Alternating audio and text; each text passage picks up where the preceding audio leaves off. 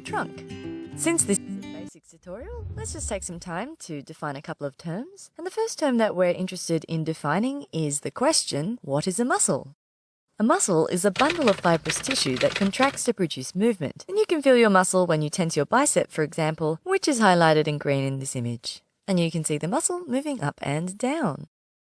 The second question we want to ask ourselves for this tutorial is, what is the trunk? And the trunk is the part of the body that is not the head or the appendages. So if you look at this image of our anatomical male in the center just here, you can see that the rectangle we've highlighted is the part of the body that doesn't include the arms and the legs or the head. And that's of course the region that we're going to be looking at today.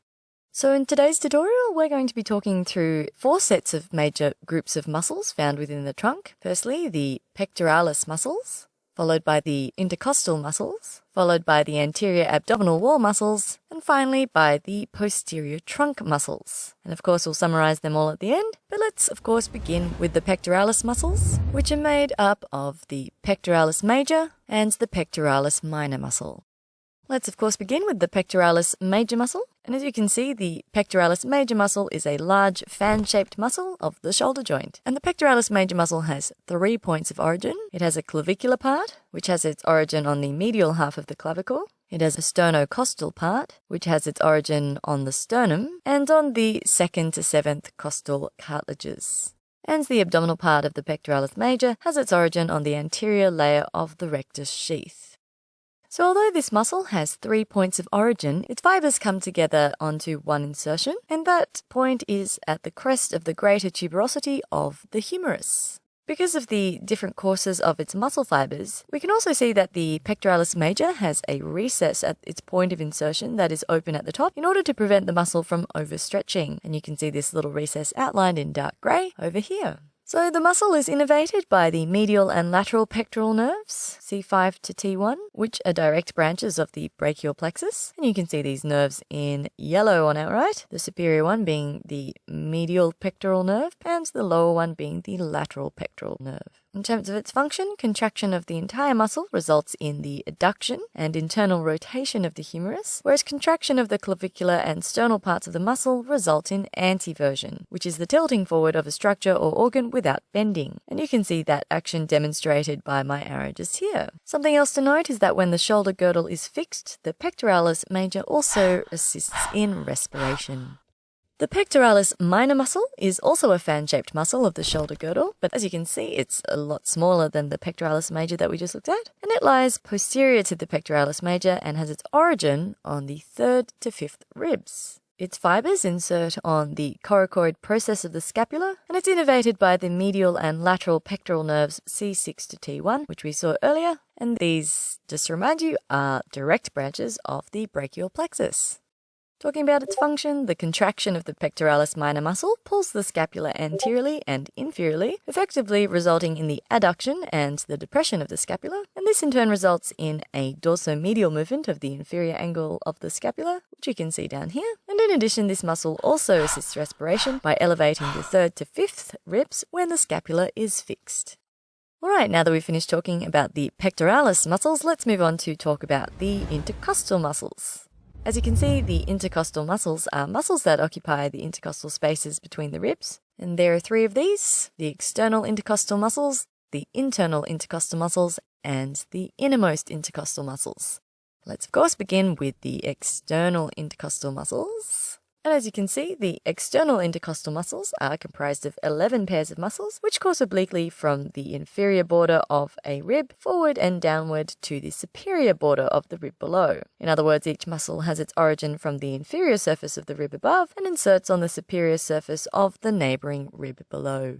The external intercostal muscles are innervated by the intercostal nerves, which are branches of the thoracic nerves T1 to T11, and contraction of these muscles raises the ribs during inspiration. In addition, they also support the intercostal spaces and stabilize the chest wall.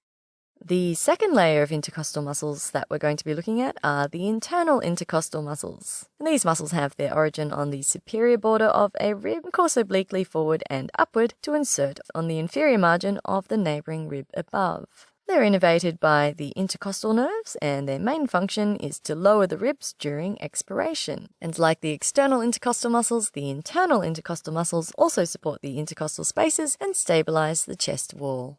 Lastly, let's have a look at the innermost intercostal muscles. And these muscles are situated deep to the two intercostal muscles that we've already seen, so that's why we're having a look at these muscles from a sagittal view. And the innermost intercostal muscles arise from the rib above, from the inner margin of the costal groove, and their fibers course downwards perpendicular to the fibers of the external intercostals and go on to insert on the superior border of the neighbouring rib below. Like the other two intercostals, they are also innervated by the intercostal nerves, and the function of the innermost intercostal muscles is to lower the ribs during expiration. So one thing that's important to note about this region is that the intercostal nerves and the blood vessels pass through a fibrous space between the innermost and the internal intercostal muscles at the lower border of the rib above, and this space is known as the intercostal tunnel. We're just going to pull this out for you to explore it a little bit more clearly. And in this zoom, you can see the innermost intercostal muscles highlighted in green. They're the innermost muscles. And in blue, you can see the internal intercostal muscles highlighted posterior to them. And in between that, you can see the intercostal tunnel with the intercostal nerves and the blood vessels running through them. And on the interior surface of the intercostal wall, you can see the tunnel exposed with what would be the innermost intercostal muscles running on top of that. Alright, now let's move on to talk about the anterior abdominal wall muscles, which are made up of the rectus abdominis, the external abdominal oblique muscle, the internal abdominal oblique, and the transversus abdominis. Beginning with the rectus abdominis, you can see this very straight muscle. And the way to remember this is that the term rectus is a Latin word meaning straight, and this of course means that the rectus abdominis is the straight muscle of the abdomen. Now, this muscle has its origin from the 5th to 7th intercostal cartilages, as well as on the xiphoid process of the sternum, and its fibers run vertically, inserting onto the pubis, between the pubic tubercle and the pubic symphysis. Innervation to the rectus abdominis is supplied by the lower intercostal nerves T5 to T12. With regards to its function, contraction of this muscle flexes the lumbar spine and straightens the pelvis. And it's also active during expiration and helps in the maintenance of abdominal tone, which is also known as abdominal press. An abdominal press increases the intra-abdominal pressure, for example, during defecation or vomiting. So because this muscle passes through the rectus sheath, it has about 3 to 4 tendinous intersections which adhere to the anterior layer of the rectus sheath. And this gives the muscle a multi-bellied appearance that can be seen in individuals whose rectus abdominis muscles are well defined as a result of training or exercise. And this washboard appearance of this muscle is what is commonly referred to as abs or a six-pack. So one small structure I want to mention that's related to the rectus abdominis muscle is a connective tissue structure that runs along the midline of the anterior abdomen, and this is known as the linea alba. The linea alba is formed from the aponeurosis of the muscles of the anterior abdominal wall, which you can see outlined in blue, and it's this vertically running connective tissue band that separates the left and right sides of the rectus abdominis muscle. Let's move on now to the external abdominal oblique muscle. And the external oblique muscle is one of 3 muscles that belong to the anterolateral muscles of the anterior abdominal wall. And it's the most superficial of the 3 muscles, the other 2 being the internal abdominal oblique muscle and the transversus oblique muscle, which we'll look at after this. And the external oblique muscle has its origins on the outer surface of the 5th to 12th ribs, and its fibers course ventromedially and form a large aponeurosis, which I've highlighted for you in blue just here, which inserts onto the linea alba and the anterior layer of the rectus sheath medially, and on the outer lip of the iliac crest, the pubic bone, and the inguinal ligament caudally. And as the name suggests, the fibers of the external abdominis muscle run obliquely. It's innervated by the lower intercostal nerves T7 to T12 and carries out several actions. For example, the unilateral contraction of this muscle results in the bending of the trunk to the same side, while at the same time rotating the trunk to the opposite side. The bilateral contraction of this muscle flexes the trunk and straightens the pelvis, and the external oblique muscle also helps to maintain abdominal press and is active during expiration. So the second of the 3 anterolateral muscles of the anterior abdominal wall is the internal oblique muscle, and it's a flat muscle which lies deep to the external oblique muscle. It has its origins on the deep layer of the thoracolumbar fascia, the intermediate line of the iliac crest, and on the inguinal ligament. and its fibers run obliquely, inserting cranially on the lower border of the costal cartilages of the 10th to 12th ribs, on the anterior and posterior rectus sheath, and on the linea alba ventrally. And the internal abdominal oblique is innervated by the lower intercostal nerves, T7 to T12 and L1, as well as by the iliohypogastric and ilioinguinal nerves, which are branches of the lumbar plexus. Regarding its function, the unilateral contraction of this muscle bends the trunk to the same side of the muscle and rotates the trunk to the same side as well. The bilateral contraction of this muscle, however, flexes the trunk and straightens the pelvis. It's also active during expiration, and it helps maintain abdominal press. Something that's important to note is that the fibers of the internal abdominal oblique muscle run perpendicular to the fibers of the external abdominal oblique, and you can see that a bit more clearly in this image just here. The third of the anterolateral abdominal muscles is the transversus abdominis muscle, and this muscle lies deep to the internal abdominal oblique muscle, and its fibers run transversely. It has its origins on the inner surfaces of the 7th to 12th costal cartilages, the thoracolumbar fascia, the inner lip of the iliac crest, the anterior superior iliac spine, and on the lateral part of the inguinal ligament. It inserts onto the posterior layer of the rectus sheath.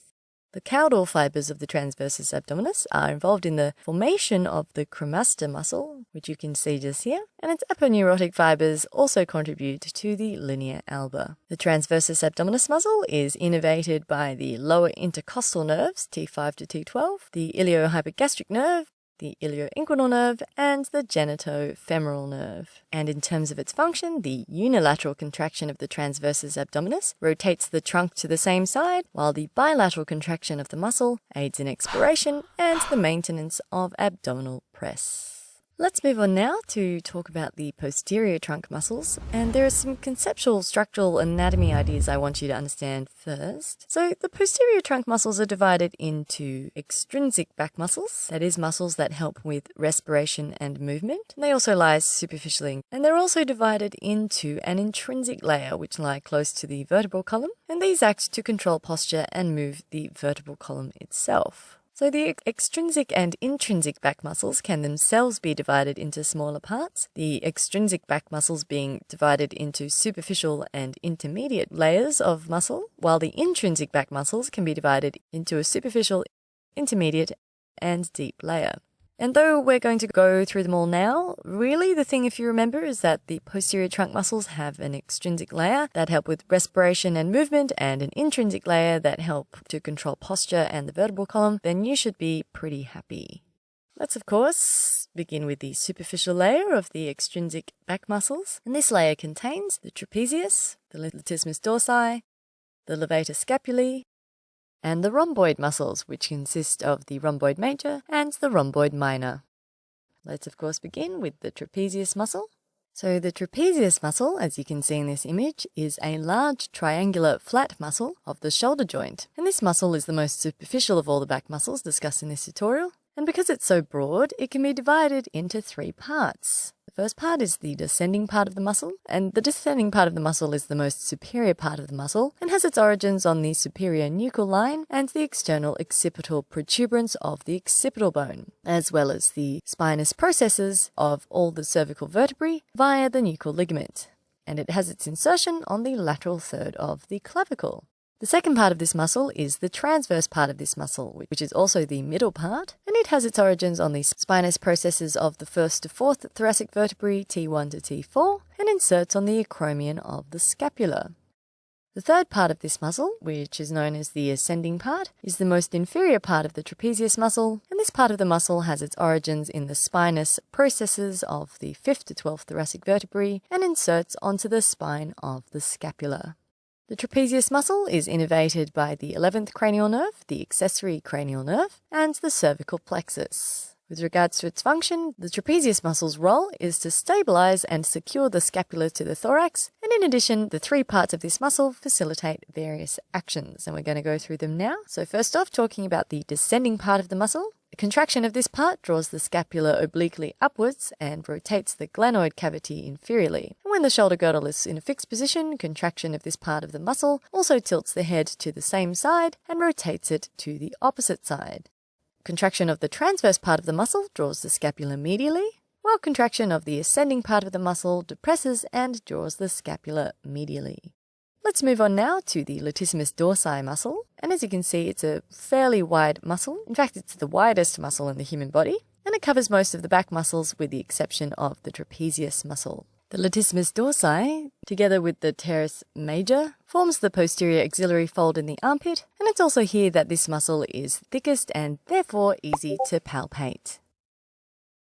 The Latissimus dorsi muscle can be divided into 4 parts, depending on the points of origin, starting with the scapular part. The scapular part of the muscle originates from the inferior angle of the scapula, as you can see in the blue highlight.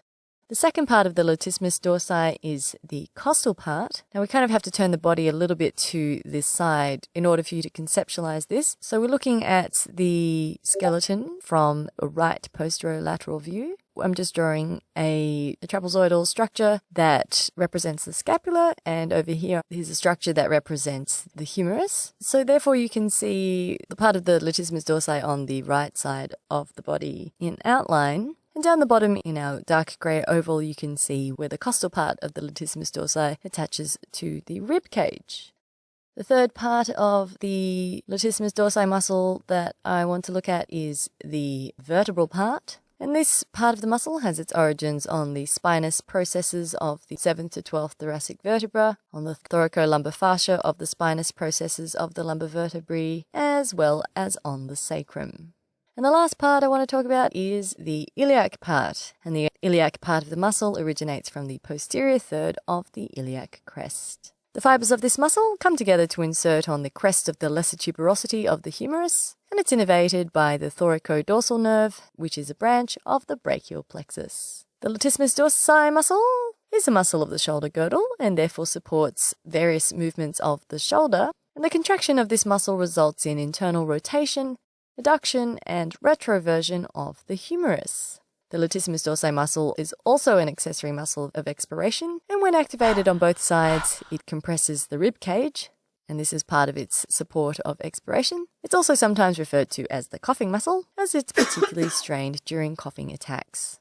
Moving on now, let's talk about the levator scapulae muscle. And as you can see, this is a long muscle of the shoulder girdle, and it has its origins on the transverse processes of the 1st and 2nd cervical vertebrae and on the posterior tubercles of the 3rd and 4th cervical vertebrae. Its fibers insert on the superior border and the medial border of the scapula. Nerve supply to this muscle comes from the dorsal scapular nerve, which is a branch of the brachial plexus, and it also receives direct branches from the spinal nerves C3 and C4. The main function of this muscle, as the name suggests, is to elevate or raise the scapula, and contraction of the levator scapulae draws the scapula medially upward and moves the inferior angle of the scapula away from the trunk, and when the scapula is in a fixed position, contraction of the levator scapulae results in lateral flexion of the neck. Let's move on now to the rhomboids, starting with the rhomboid major muscle. And the rhomboid major muscle is a diamond-shaped muscle, as you can see, and it has its origins just below that of the rhomboid minor, on the spinous processes of the 1st to 4th thoracic vertebrae. In terms of its insertion, its fibers insert on the medial border of the scapula, below the spine of the scapula, and it's also innervated by the dorsal scapular nerve. The rhomboid major muscle contracts the scapula medially upward, pulling the inferior angle of the scapula towards the vertebral column and returning the elevated arm to the neutral position. It also stabilizes the scapula during arm movement and at rest. Moving on to the rhomboid minor muscle. The rhomboid minor muscle, as you can see, is also a diamond-shaped muscle, and it has its origins on the spinous processes of the 6th and 7th cervical vertebrae and inserts on the medial border of the scapula above the spine of the scapula, just like the rhomboid major.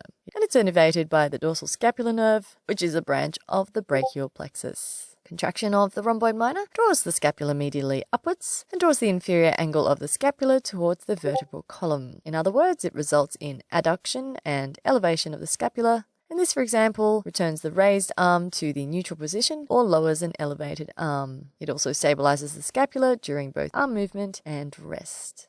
Let's now talk about the intermediate layer of the extrinsic back muscles. And this layer is pretty simple. It consists of the serratus posterior muscle, which can be divided into a superior part and an inferior part. And we're going to, of course, begin with the superior part. So the serratus posterior superior muscle is one of the two serratus posterior muscles of the superficial back muscles, as we mentioned before. It has its origins on the spinous processes of the C7 to T3 vertebrae, and it inserts on the 2nd to 5th ribs.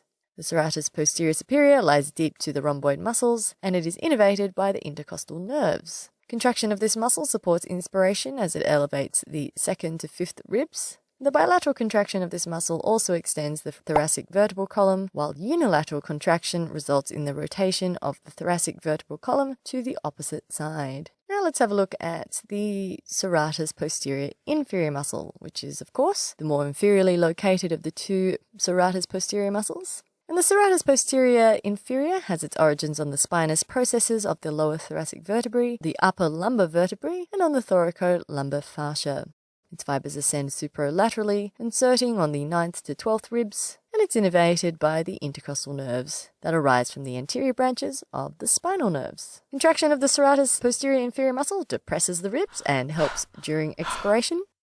And unilateral contraction rotates the spine to the opposite side, while bilateral contraction of this muscle also extends the spine. Alright, and that finishes our little section on the extrinsic muscles. Now let's turn to the intrinsic back muscles. And if you remember, this also has a superficial layer. This first layer consists of the Splenius muscles, which are a group of two muscles, the Splenius capitis and the Splenius cervicis.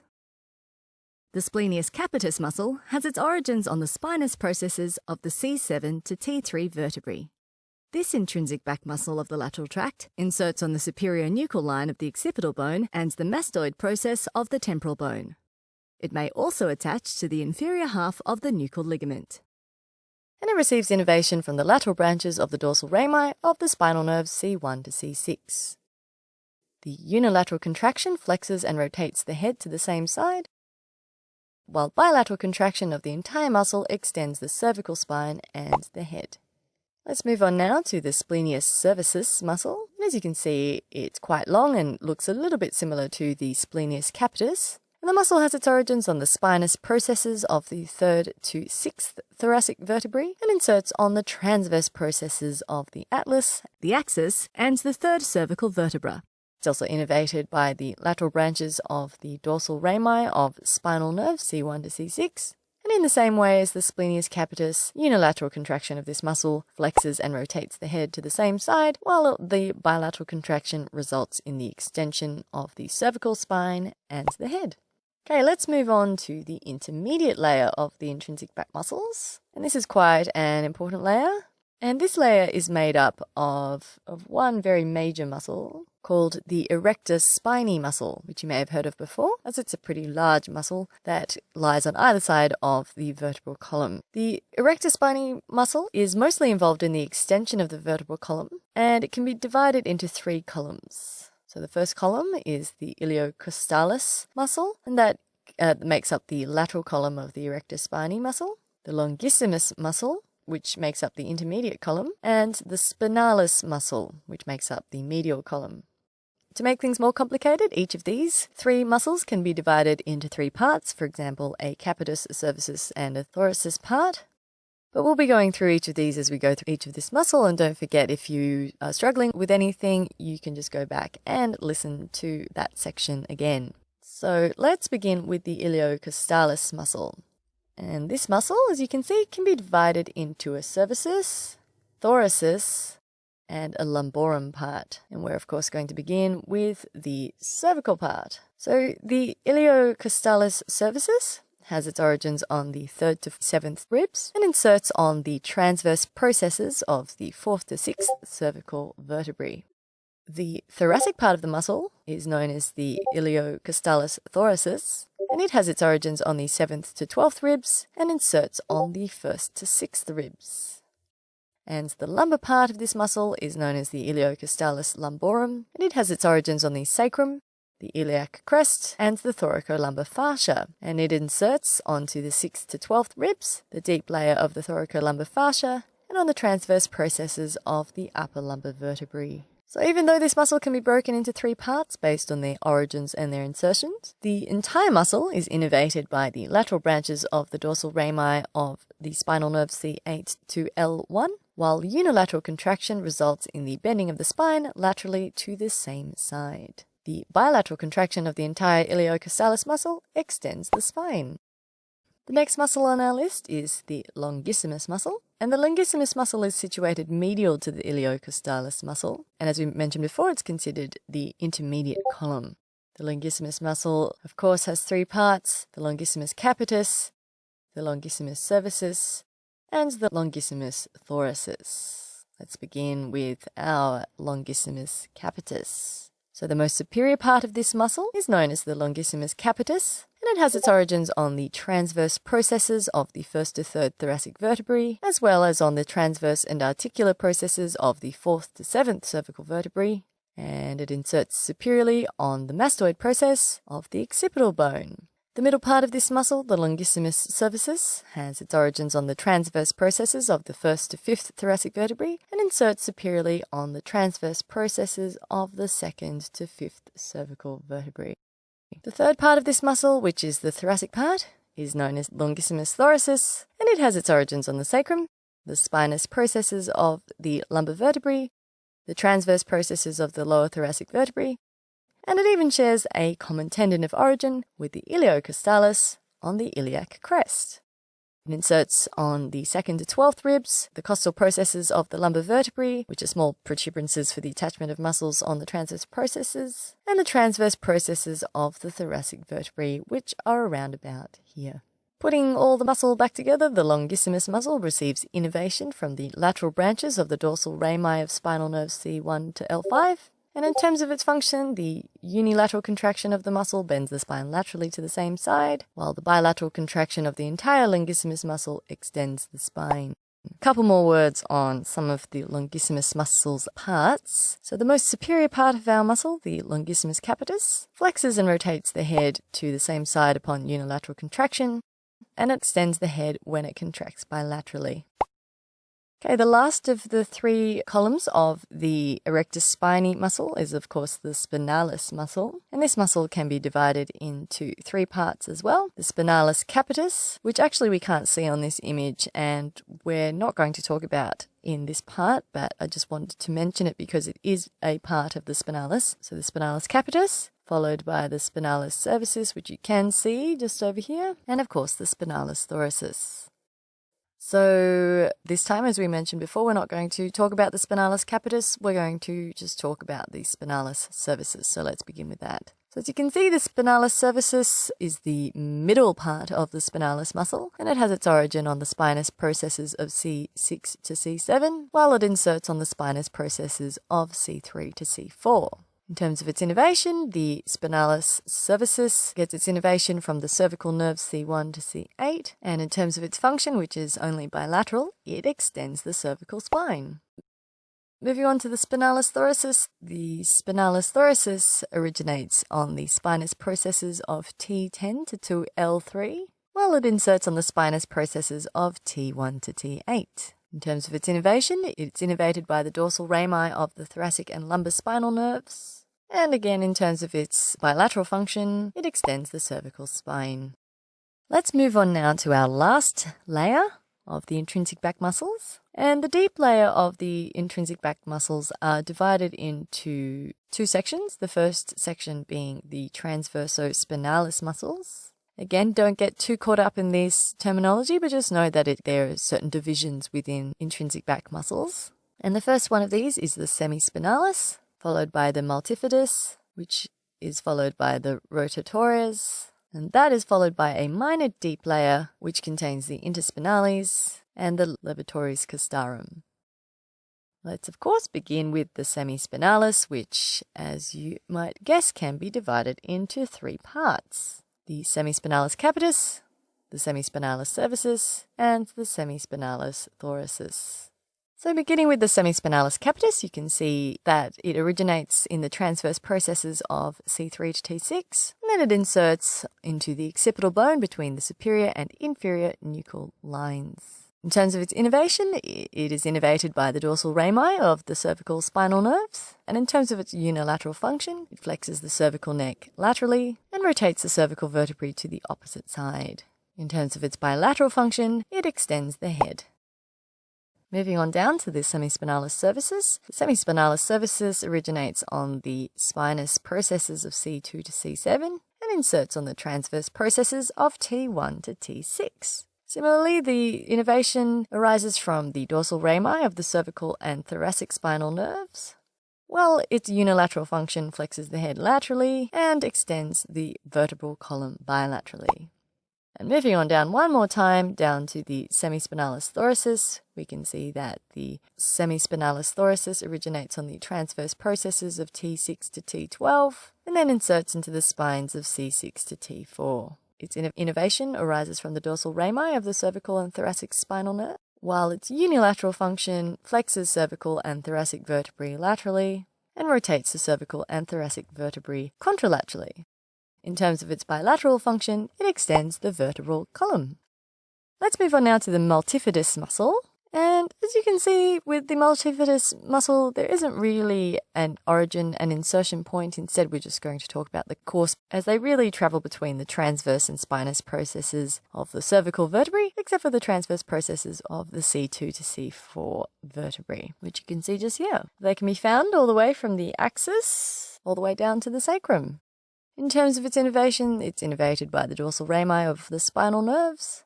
And in terms of its unilateral function, it flexes the spine to the same side, while it rotates the spine to the opposite side. And in terms of its bilateral function, it extends the spine.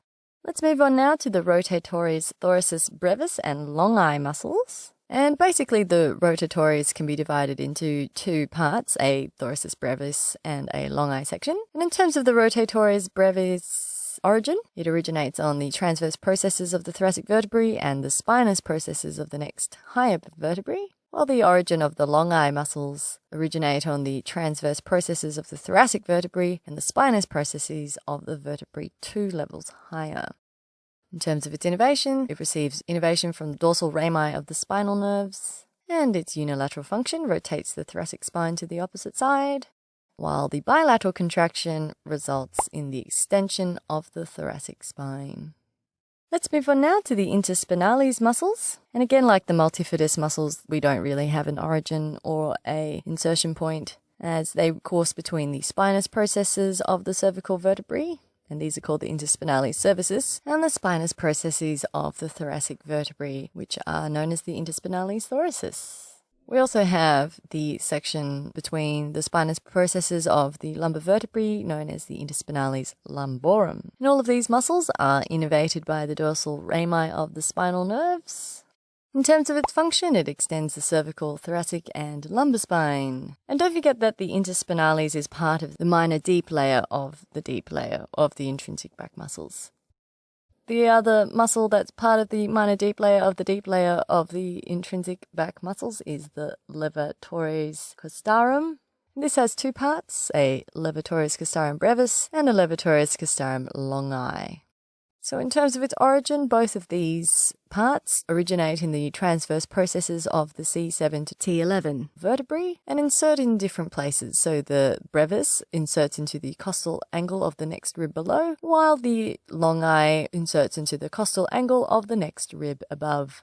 In terms of its innervation, it's supplied by the dorsal and ventral rami of the spinal nerve C8 to T11, and the unilateral function bends the thoracic spine to the same side while rotating it to the other side, while the bilateral function extends the spine. So now we've finished that, let's come to our summary and talk about what we've discussed today. So we started off talking about the pectoralis muscles, of which there were two, the major muscle, which is a large fan-shaped muscle, and the pectoralis minor, which is also fan-shaped but considerably smaller. Then we talked about the intercostal muscles, which help with respiration. The first one we talked about was the external intercostal muscle, which is made up of 11 pairs of muscle, the internal intercostal muscle, which lies below the external intercostal muscle, and the innermost intercostal muscle, which itself lies deep to the internal intercostal muscle and has the intercostal tunnel. We then moved on to talk about the anterior abdominal wall muscles, starting with the rectus abdominis, which is the straight muscle of the abdomen, followed by the linea alba, which is a dense line of connective tissue that runs down the middle of the rectus abdominis. We talked about the external oblique, which is the most superficial of the anterolateral muscles found on the anterior abdominal wall, followed by the internal oblique muscle, whose fibers run perpendicular to the external oblique muscle. And then we talked about the transversus abdominis, whose fibers run, as you can see, horizontally across the abdomen. We then moved on to talk about the posterior trunk muscles, starting with the extrinsic back muscles and its superficial layer, which consists of the trapezius, which is the most superficial muscle of the posterior trunk muscles. The Latissimus dorsi muscle, which is the widest muscle in the body, the Levator scapulae muscle, which is a long muscle of the shoulder girdle, and the rhomboids, of which there are two, the rhomboid major, which is diamond-shaped, and the rhomboid minor, which is also diamond-shaped. We then moved on to talk about the intermediate layer, which is made up of the serratus posterior, and there are two of these, the serratus posterior superior and the serratus posterior inferior. And then we went on to talk about the intrinsic back muscles, of which there was 3 layers, the superficial layer being the first one, and that contained the splenius muscle, which has 2 parts, the splenius capitis and the splenius cervicis. They're involved with extending the cervical spine and the head. We then moved on to talk about the intermediate layer, which is made up of the erectus spinae muscle, which is a major muscle that is involved with posture and the movement of the vertebral column. The erectus spinae is made up of the intercostalis, which was the lateral column of the erectus spinae, and that's made up of the intercostalis cervicis, the intercostalis thoracis, and the intercostalis lumborum muscle. This was followed by the longissimus muscle, which is part of the intermediate column of the erectus spinae muscle, and that's made up of the longissimus capitis, the longissimus cervicis, and the longissimus thoracis. And finally, we talked about the spinalis muscle, which is made up also of 3 parts. The spinalis capitis, which we can't see on this image, the spinalis cervicis, and the spinalis thoracis.